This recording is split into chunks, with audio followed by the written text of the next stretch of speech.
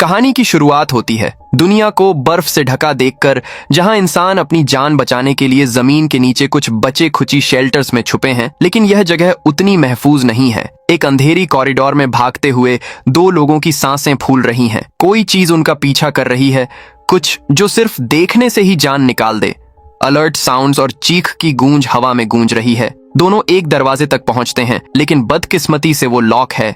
उनकी आंखों में सिर्फ एक ही चीज है, डर, और फिर उनका शिकार हो जाता है। इसी वक्त एक दूसरे शेल्टर के बाहर सैम सैटेलाइट डिशेस ठीक कर रहा है। उसकी नजर एक आदमी पर पड़ती है जो शेल्टर छोड़कर जा रहा है। बीमार शख्स गिड़गिड़ा आता है, सिर्फ एक और दिन मांगता है रिकवर होने के लिए।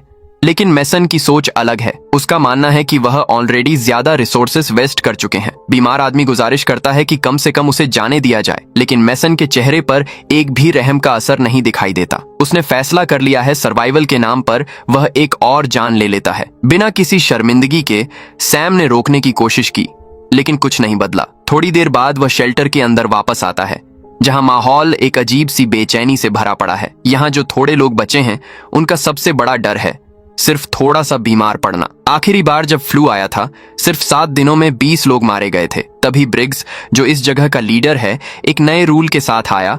जो भी बीमार पड़ेगा उसे क्वांटी भेज दिया जाएगा, और अगर कुछ दिनों में ठीक नहीं हुआ तो उसके पास सिर्फ 2 रास्ते हैं, एक गोली या बर्फ के बीच एक अकेला सफर। यहाँ के लोग एक दूसरे की मदद करने की पूरी कोशिश कर रहे हैं। अपनी बची खुची फसल उगाने का प्रयास भी चल रहा है। लेकिन अब यहाँ पहले जितने लोग नहीं बचे, क्योंकि खाने का हर एक दाना दिन बदन और कम होता जा रहा है। कहा जाता है कि कहीं दूर एक जगह है जो ना सिर्फ गर्म है बल्कि रहने लायक भी है। लेकिन सैम इस बात पर भरोसा नहीं करता। उसके दिमाग में फिलहाल सिर्फ एक ही बात है, मैसन ने जो किया वो रूल्स के खिलाफ है। वो सीधा ब्रिग्स के पास जा आता है और सब बता देता है। ब्रिग्स ये सुनकर गुस्सा तो होता है, लेकिन अभी एक और बड़ी समस्या उसके सामने खड़ी है। दोनों कम्युनिकेशन रूम की तरफ बढ़ते हैं, जहां कूपर बताता है कि कॉलोनी फव से एक डिस्ट्रेस सिग्नल मिला है। लेकिन समस्या ये है कि कोई भी कांटेक्ट पे नहीं आ रहा। ये सुनते ही ब्रिग्स एक इमरजेंसी मीटिंग बुला लेता है। तब तक सैम विक्टर से मिलने जाता है, जो शेल्टर के बचे खुची जानवरों का ध्यान रखता है। लेकिन विक्टर के पास भी कोई अच्छी खबर नहीं है। जो नए रैबिट्स पैदा हुए थे वो बिना जान के आए, और जो 12 बचे हैं उनमें से सिर्फ एक फीमेल है, जिसे बाकी सब रिजेक्ट कर रहे हैं। इसी वक्त ब्रिग्स मैसन का सामना करता है, लेकिन मैसन अपनी बात पर टिका है। उसका कहना है कि अगर बीमार लोगों को छोड़ने का ऑप्शन दिया तो लौट कर आएंगे और उनका खाना चुरा लेंगे। सैम अपनी गर्लफ्रेंड काई से मिलने जाता है, जो उसके लिए कुछ प्रोटीन बॉल्स लेकर आई है ताकि रैबिट्स को दिया जा सके। बातों बातों में काई अपनी रिसर्च के बारे में बताती है। उसका मानना है कि कहीं ना कहीं बर्फ के नीचे एक ऐसी टेक्नोलॉजी छुपी है जो क्लाइमेट को बदलने की ताकत रखती है। इसी वजह से वो अपनी तलाश छोड़ने को तैयार नहीं है और रेडर के जरिए नए सिग्नल्स ढूंढने में लगी हुई है। थोड़ी देर बाद सर्वाइवर्स इमरजेंसी मीटिंग के लिए इकट्ठा होते हैं। डेक्टर अपनी वाइफ से कह रहा होता है कि वह बिल्कुल भी खांसी ना करें। सैम जब उनके पास से गुजरता है तो उसे एक अजीब सी बेचैनी महसूस होती है। उनकी हालत ठीक नहीं लग रही। वो कहता है कि दोनों को तुरंत अपने रूम्स में जाना चाहिए, लेकिन टेक्स्टर जिद पकड़ लेता है कि वह बिल्कुल ठीक है। इसी बीच ब्रिग्स आता है और सबको कॉलोनी 5 की सिचुएशन के बारे में बताता है। वो डिक्लेयर करता है कि वो खुद एक एक टीम लेकर वहां जाएगा ताकि देखा जा सके कि वहां क्या हो रहा है। ये सुनकर मैसन तुरंत विरोध करता है। उसका कहना है कि ऐसे वक्त पर रिसोर्सेस और लोगों को वेस्ट करना पागलपन होगा, लेकिन ब्रिग्स उसकी बात सुना अनसुना कर डिसमिस कर देता है। ब्रिग्स अपनी टीम बनाता है और डेक्टर से कहता है कि वो भी साथ चले। ये देखकर सैम तुरंत ऑफर करता है कि वह डेक्स्टर की जगह जाएगा, क्योंकि टर्बाइंस का ध्यान रखना ज्यादा जरूरी है। इसके बाद ग्रेन भी बिना किसी हेसिटेशन के वॉलेटर कर देता है। हालांकि उसका बाप विक्टर इस बात से बिल्कुल भी खुश नहीं होता। ब्रिग्स इस मिशन की जिम्मेदारी काई के हाथों में छोड़ता है और फिर अपनी टीम के साथ कॉलोनी 5 की तरफ निकल पड़ता। डेक्टर की पत्नी के मुंह से एक छींक निकलती है और तुरंत ही सब लोग अपनी जगह से हटकर दूर चले जाते हैं। कोई भी रिस्क लेना नहीं चाहता। उन्हें तुरंत अलग कर दिया जाता है और इसी बात पर मैसन फिर से अपना गुस्सा निकालने लगता है। उसका कहना है कि इनका तुरंत इलाज या फैसला होना चाहिए, क्योंकि काई के पास लीडरशिप संभालने की काबिलियत नहीं है। ब्रिग्स गुस्से में उसे वर्ण करता है और क्लियर करता है कि बीमार कपल पर फैसला तब होगा जब वह वापस आएंगे। रात को सैम एक बुरा सपना देखकर झटके से उठता है। उसकी मां बर्फ में मरी हुई पड़ी होती है और वह अकेला ठंड से लड़ता हुआ चल रहा होता है। काई उसे शांत करती है और समझाती है कि यह सब उसकी गलती नहीं थी। अगले दिन टीम अपनी मिशन पर निकल पड़ती है। तेज बर्फ और ठंडी हवा के बीच उन्हें लंबे वक्त तक चलना पड़ता है। सफर के दौरान एक खाली शहर दिखता है जहां सिर्फ सूनापन और गुजरी हुई जिंदगी के निशान बचे हैं। थोड़ा और आगे जाने पर एक पुरानी वेदर अल्टरेशन मशीन मिलती है, एक ऐसी डिवाइस जो कभी क्लाइमेट को बदलने की ताकत रखती थी, लेकिन अब यह सिर्फ एक बेकार पड़ा लोहा है जो किसी काम का नहीं रहा। जल्द ही वह एक पुराने ब्रिज तक पहुंचते हैं और बड़े ध्यान से उसे क्रॉस करने की कोशिश करते हैं, लेकिन यह उतना आसान नहीं जितना लगता है, क्योंकि ब्रिज वक्त के साथ पूरी तरह कमजोर हो चुका है। वह संभल कर चल रहे होते हैं, हर छोटी मोटी दरार और सुराख से बचने की कोशिश कर रहे होते हैं। एक मोड़ पर जैसे ही ब्रिग्स कदम रखता है, ब्रिज का एक हिस्सा उसके नीचे से टूट लगता है।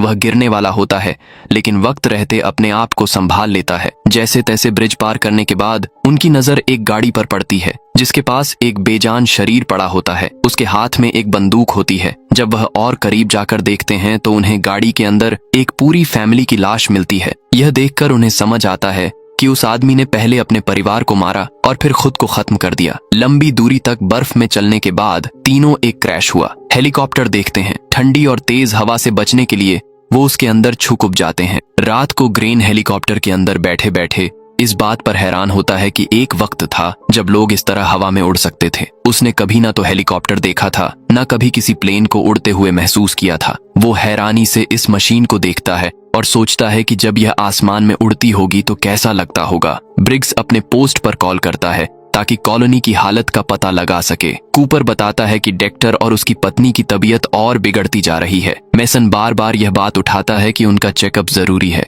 इस बात से तंग आकर ब्रिग्स कूपर को परमिशन देता है कि अगर मेसन हद पार करे तो उसे रोका जा सके। रात के वक्त ग्रेसन एक पुरानी एडल्ट मैगजीन ढूंढ निकालता है और जैसे ही दूसरे लोग उसकी तरफ देखते हैं वह उस पर मजाक उड़ाने लगते हैं। ब्रिग्स हंसी मजाक के बीच एक और बात बताता है। ये जगह उस जगह के काफी करीब है जहां उसने सैम को बचाया था। इस बात पर ग्रेन क्यूरियस हो जाता है और सैम अपनी कहानी बताने लगता है। जब वह छोटा था उसका परिवार और कुछ दूसरे सर्वाइवर्स एक पुरानी कोल माइन में शरण ली बैठे थे। जब तक खाना था तब तक सब ठीक था, लेकिन जैसे ही सप्लाईज खत्म हुई लोग कुत्ते भैंसों तक को खा गए। आखिर एक दिन सैम के पिता और कुछ आदमी मदद ढूंढने सिटी गए, लेकिन कोई भी वापस नहीं आया। धीरे धीरे शेल्टर में भूख और बीमारी अपने पंजे गाड़ने लगी। सैम को लगा कि अगर उसने अपनी माँ और बहन को यहाँ से नहीं निकाला तो वो भी जिंदा नहीं बचेंगे। लेकिन जैसे ही वो निकलने वाले थे एक भयानक ब्लिज आया और उन्हें अलग कर दिया। उसके बाद उसने कभी अपनी माँ और बहन को नहीं देखा। अगर वो खुद भी बचा तो सिर्फ इसलिए क्योंकि ब्रिग्स ने वक्त रहते उसकी जान बचा ली। अगले दिन टीम कॉलोनी 5 तक पहुंच जाती है, लेकिन गेट के पास जाते ही सबके चेहरे ठंडे पड़ जाते हैं। वहां हर जगह खून के निशान बिखरे पड़े होते हैं। धीरे धीरे दरवाजा खोलकर वह अंदर जाते हैं। एक अजीब सी जलने की गंध पूरी जगह में महक रही होती है। नीचे बेसमेंट की तरफ जाते ही उन्हें और ज्यादा खून के धब्बे दिखाई देते हैं और जैसे ही एक और मोड़ आता है सबके पैर थम जाते हैं। ये वही कॉरिडोर है जो कहानी की शुरुआत में देखा था। कॉलोनी 5 में 50 लोग रहने चाहिए थे, लेकिन अंदर एक भी इंसान दिखाई नहीं देता। ये बात सबको अजीब लगती है। ब्रिग्स सुरक्षा के लिए ग्रेडन को एक बंदूक देता है और टीम धीरे धीरे आगे बढ़ने लगती है। हर कॉरिडोर से गुजरने पर सिर्फ खून के धब्बे और बर्बादी नजर आती है। जब ऐसा लगने लगता है कि शायद यहाँ कोई भी जिंदा नहीं बचा, तभी एक बंद कमरे से हल्की सी आवाज सुनाई देती है। सैम तुरंत लॉक तोड़ता है और जैसे ही दरवाजा खुलता है एक बेहोश आदमी जमीन पर पड़ा दिखता है। जैसे ही वह उसके करीब जाते हैं आदमी चिल्लाने लगता है जैसे कोई उसे मारने आया हो। आदमी धीरे धीरे शांत होता है और अपना नाम बताता है, लीलैंड पिछले कई दिनों से यहाँ बंद है। बिना पानी और खाने के उसे नहीं पता कि और कोई जिंदा भी है या नहीं। लीलैंड बताता है कि कुछ दिन पहले कॉलोनी 5 ने अपनी एंटेना ठीक की थी। तभी उन्हें एक रेडियो संदेश मिला जो अब भी स्क्रीन पर चल रहा था। स्क्रीन पर एक आदमी दिखाई देता है जो बर्फ से आजाद एक जगह खड़ा है।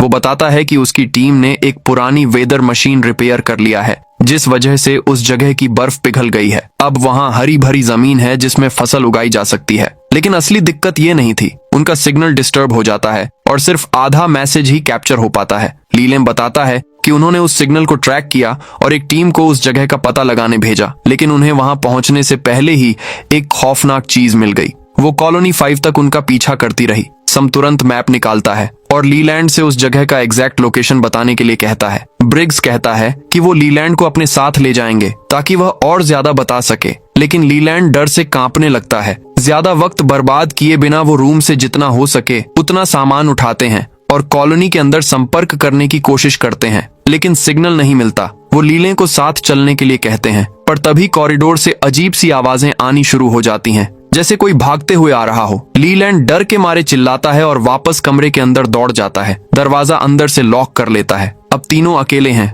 आगे बढ़ने पर मार पिटाई और चीख की आवाजें और तेज होने लगती, जैसे कोई कॉलोनी के अंदर ही किसी को काट रहा हो। अंधेरे में आगे बढ़ते ही उनकी नजर कुछ मशालें की रोशनी पर पड़ती है। जैसे ही वह करीब जाते हैं, एक ऐसा मंजर सामने आता है जो देखकर उनके रोंगटे खड़े हो जाते हैं। जमीन पर बिखरे कॉलोनिस्ट्स के लाशों के बीच एक आदमी एक मृत शरीर के टुकड़े कर रहा होता है और उसके आसपास कुछ लोग इंसानी मांस चबा रहे होते हैं।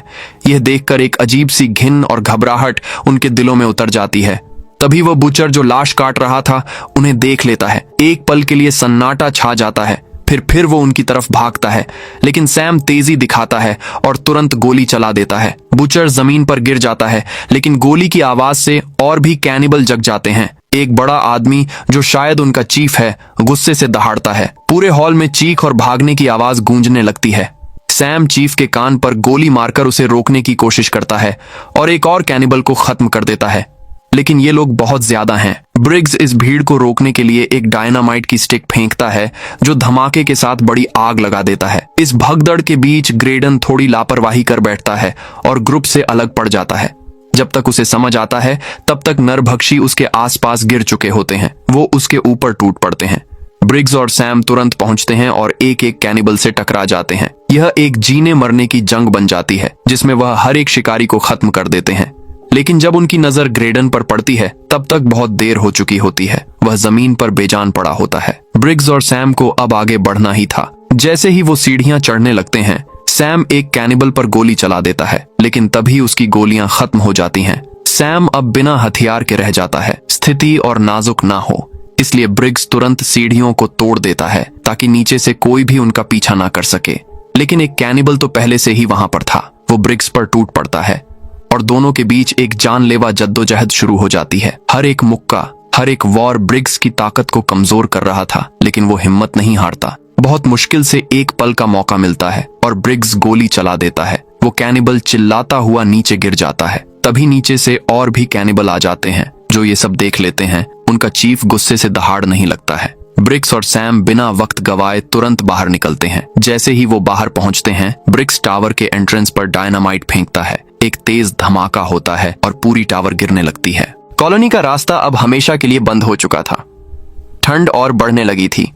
दोनों बर्फ के बीच लंबे समय तक चलते रहे, जब तक उन्हें फिर से वो हेलीकॉप्टर नहीं दिख गया जिसमें पहले रात बिताई थी। ब्रिग्स फैसला करता है कि वो यहीं रुकेंगे क्योंकि सर्दी अब और भी तेज हो गई है।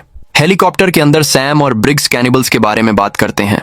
सैम अब तक इस सच को एक्सेप्ट नहीं कर पा रहा था कि लोग भूख से इतने पागल हो सकते हैं कि एक दूसरे का मांस खाने लगे। ब्रिग्स थोड़ी देर चुप रहता है, फिर एक गहरी सांस लेकर कहता है, लोग अपनी जान बचाने के लिए किसी भी हद तक जा सकते हैं। सैम, मैंने अपनी आंखों से देखा है। अगली सुबह सैम और ब्रिग्स को एक और बड़ी मुश्किल का सामना करना पड़ता है। सैम और ब्रिग्स को एहसास होता है कि कैनिबल्स उनका पीछा कर रहे हैं और अब उनके बिल्कुल करीब पहुंच चुके हैं।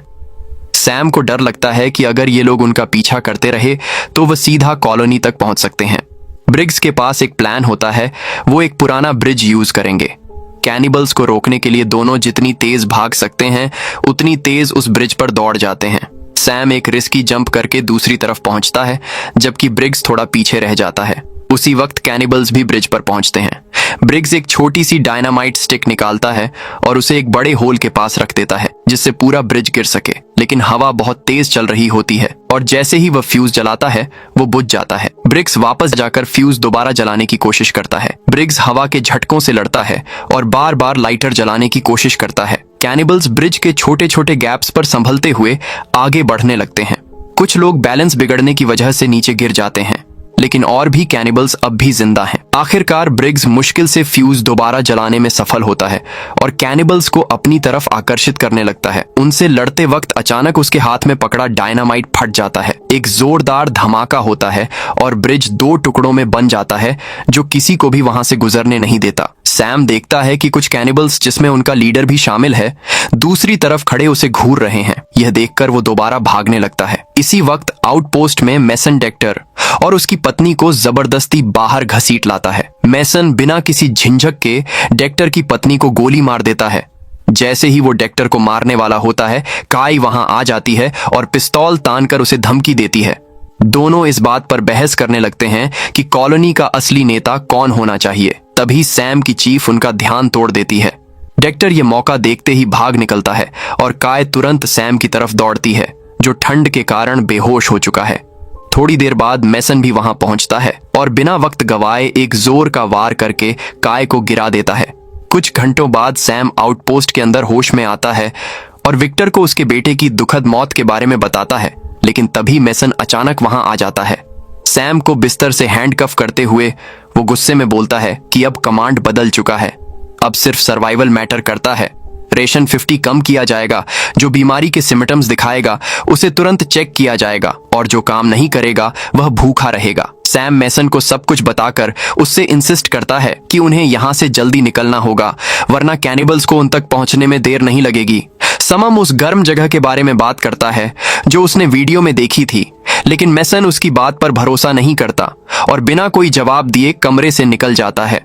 सबको अपने साथ ले जाने से पहले एक छोटा लड़का चुपचाप सैम के पास आता है और बताता है कि उसने हैंडकफ की चाबी चुरा ली है। वो बिना किसी को बताए वह चाबी सैम को दे देता है। बाहर मेसन और विक्टर छुप कर देख रहे होते हैं कि कोई उनकी तरफ आ रहा है या नहीं। सब कुछ शांत लगता है, लेकिन विक्टर कहता है कि सैम झूठी कहानियां बनाने वाला इंसान नहीं है। इसका मतलब है कि कोई खतरा जरूर है। यह सोचकर दोनों सिक्योरिटी कैमरे चेक करने का प्लान बनाते हैं, लेकिन तभी एक और कॉलोनिस्ट हाफ हुए आता है और बताता है कि सैम भाग चुका है।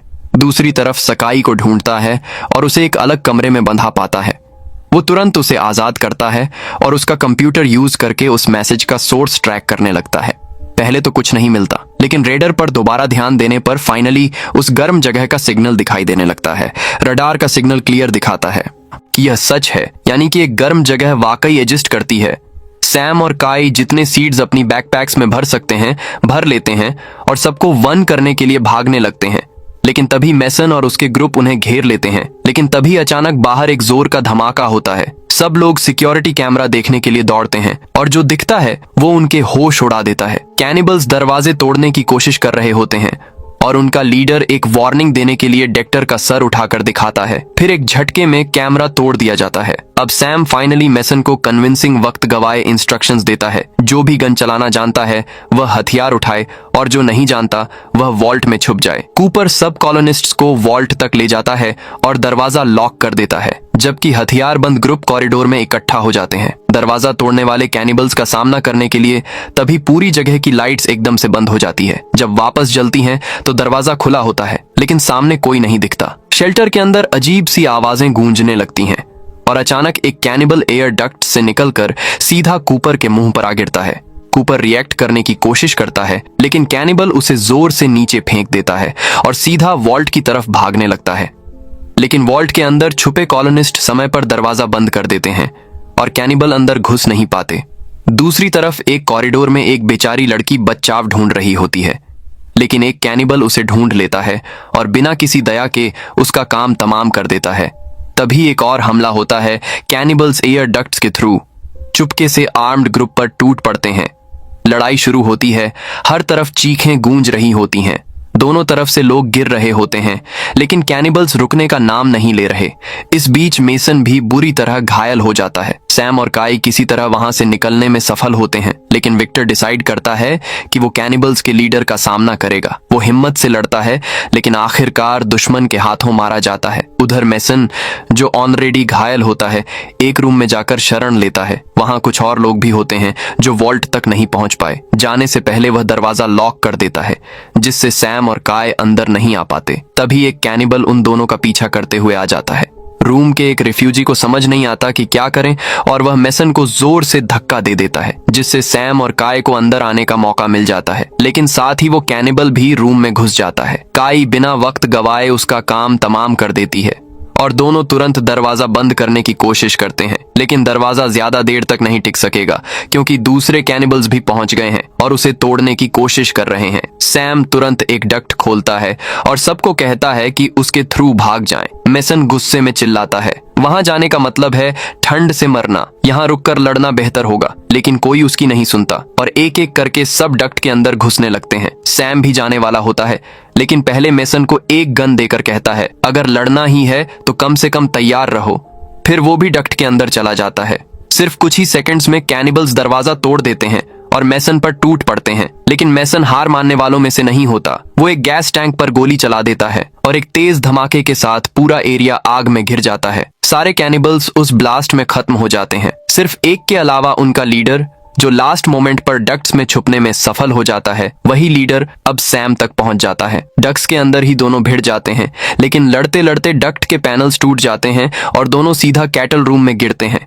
सैम जो भी हाथ लगता है उसी से कैनिबल पर हमला करने की कोशिश करता है, लेकिन कैनिबल हर अटैक आसानी से रोक देता है और धीरे धीरे सैम पर भारी पड़ने लगता है। कैनिबल सैम को जोर से नीचे फेंकता है और घसीट लगता है, लेकिन यही उसकी सबसे बड़ी गलती होती है। सैम तुरंत एक छुरा उठाता है और कैनिबल की टांग पर मार देता है। दर्द के मारे कैनिबल एक पल के लिए पीछे हटता है और सैम इस मौके का पूरा फायदा उठाता है। वह अपने पूरे घोंसे के साथ उस पर टूट पड़ता है। कैनिबल खुद को बचाने की कोशिश करता है, लेकिन सैम बिना रुके उसका चेहरा बिगाड़ देता है और आखिरी वार में उसका सिर तन से अलग कर देता है। अब सैम वहां से भागने की कोशिश करता है, लेकिन कॉरिडोर पहले से ही आग की लपटों में घिर चुका होता है। बाहर काय और जो कुछ लोग जिंदा बचे हैं डक्ट से बाहर आते हैं और अपने घर को आग में जलता देखते हैं। सबके चेहरे पर सिर्फ एक ही चीज लिखी होती है। तभी सैम भी डक्ट से निकलता है। वह सबको देखता है और कहता है, अब सिर्फ एक ही रास्ता है, हमें उस गर्म जगह तक पहुंचना होगा। ठंडी बर्फ से ढकी हुई जमीन पर चलते हुए वह सब नए घर की तलाश में निकल पड़ते हैं और इसी सस्पेंस के साथ मूवी समाप्त मिलते हैं। अगली वीडियो में बाय बाय।